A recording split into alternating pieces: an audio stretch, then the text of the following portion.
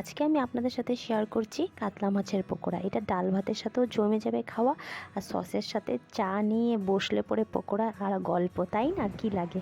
নমস্কার বন্ধুরা, পম্পি কুকিংয়ে সবাইকে স্বাগত জানাচ্ছি। এখানে আমি কাতলা মাছ নিয়ে নিয়েছি। আমি কাতলা মাছগুলো আমার কাটা ছাড়ানো আছে, তো আমি এটা ধুয়ে নিয়েছিলাম আগের থেকেই। তো এখানে আমার 100 গ্রাম মতন কাতলা মাছটাকে আমি টুকরো টুকরো করে ছোটো সাইজ করে কেটে নিয়েছি।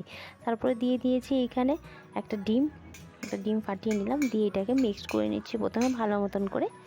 তো আমার এটা মিক্সড হয়ে গেছে। তারপরে এখন দিয়ে দিব আমি এখানে পেঁয়াজ কুচি, একটা বড় সাইজের পেঁয়াজকে আমি এখানে কুচি করে দিয়ে দিলাম। তারপরে দিয়ে দিলাম একটা লঙ্কা কুচি, তো একটা গোটা লঙ্কাকে কুচি করে দিয়ে দিলাম। তারপরে ধনে পাতা কুচি দিয়ে দিলাম।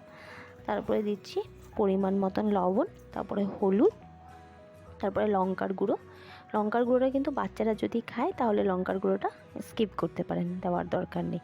তারপরে দিয়ে দেবো ছোটো চামচের 1 চামচ সর্ষের তেল, দিয়ে এটাকে ভালো করে মিক্স করে এটা 5 মিনিট মতন এটা রেখে দিলেই হলো। বেশি সময় রাখার দরকার নেই, তো 5 মিনিট মতন এটাকে রেখে দিলেই হলো। তো 5 মিনিট পর আমি দিয়ে দিচ্ছি এখানে বেসন। তো আপনারা চাইলে এখানে চালের গুঁড়ো অ্যাড করতে পারেন যদি বেসন না থাকে, আর যদি থাকে দুটোই ইউজ করতে পারেন। তো আমার কাছে চালের গুঁড়ো ছিল না, তাই আমি শুধু বেসন দিয়েই করছি।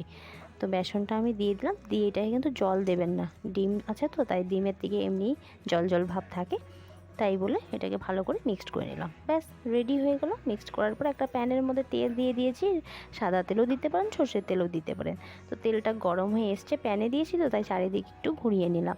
এখন আমি এক এক করে এই পকোড়াগুলো দিয়ে যাব, যেভাবে পকোড়া ভাজে।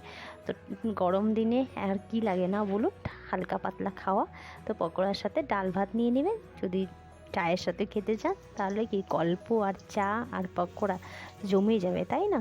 একদিন বাড়িতে নিশ্চয়ই ট্রাই করতে পারেন। আর আমার চ্যানেলের রেসিপিগুলো ভালো লেগে থাকলে লাইক, শেয়ার অ্যান্ড সাবস্ক্রাইব করে দেবেন।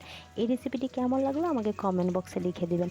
আমার থেকে আরও অন্য কোনো যদি রেসিপি দেখতে চান সেটাও বলতে পারেন, আমি নিশ্চয়ই ট্রাই করব। আপনি কিন্তু অনেক সহজভাবে রেসিপিগুলো আপনাদের সাথে শেয়ার করি, তো আপনারা নিশ্চয়ই কমেন্ট করবেন, আমি খুশি হব।